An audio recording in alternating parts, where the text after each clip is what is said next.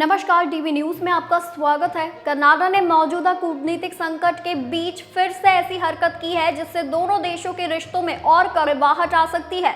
दरअसल कनाडा सरकार ने एक रिपोर्ट जारी की है जिसमें भारत को चीन, रूस, ईरान और उत्तर कोरिया के साथ राज्य विरोधी के रूप में लिस्ट किया गया है। रिपोर्ट के मुताबिक राजनयिक तनाव के बाद भारत समर्थक एक्टिविस्ट समूह की ओर से कनाडाई वेबसाइटों पर साइबर हमले किए जाने का आरोप लगाया गया है। कनाडा सरकार ने पहली बार देश के साइबर सुरक्षा केंद्र की ओर से प्रकाशित अपने नेशनल साइबर थ्रेट असेसमेंट 2025-26 में भारत को प्रतिकूल के रूप में मार्क किया है।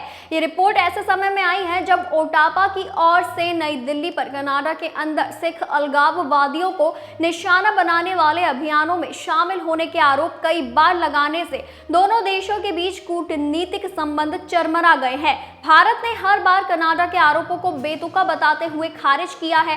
वहीं दोनों देशों के रिश्तों में कड़वाहट की वजह से उन्होंने अपने अपने राजदूतों को वापस बुला लिया है। अब ऐसी स्थिति में इस सप्ताह की शुरुआत में जारी अपनी रिपोर्ट में भारत को चीन, रूस, ईरान और उत्तर कोरिया के साथ लिस्ट करने से संबंधों में और तनाव आ सकता है। इस रिपोर्ट में भारत के संदर्भ में कहा गया है कि हमारा आकलन है कि भारत सरकार की ओर से प्रायोजित साइबर थ्रेट पैदा करने वाले लोग जासूसी के उद्देश्य से कनाडा सरकार के नेटवर्क के खिलाफ साइबर थ्रेट एक्टिविटी संचालित कर सकते हैं।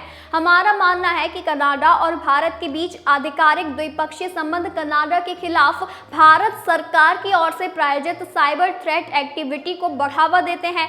हाल ही में एक प्रेस कॉन्फ्रेंस में कनाडा के संचार सुरक्षा प्रतिष्ठान के प्रमुख कैरोलीन जेवियर ने कहा था, ये स्पष्ट है कि हम भारत को एक उभरते साइबर खतरे वाले अभिनेता के रूप में देख रहे हैं। इस रिपोर्ट में यह भी दावा किया गया है कि पिछले साल राजनयिक तनाव की शुरुआत के बाद कथित तौर पर भारत से जुड़े एक एक्टिविस्ट समूह ने कनाडाई वेबसाइटों के खिलाफ साइबर हमले किए थे। राजनयिक तनाव भी एक्टिविस्ट गतिविधि को प्रेरित कर रहे हैं। कनाडा की ओर से भारत पर एक कनाडाई नागरिक की हत्या में शामिल होने का आरोप लगाने के बाद एक भारत समर्थक एक्टिविस्ट समूह ने कनाडा में वेबसाइटों के खिलाफ संक्षिप्त DDoS हमले करने का दावा किया, जिसमें कनाडाई सशस्त्र बलों की सार्वजनिक वेबसाइट भी शामिल है।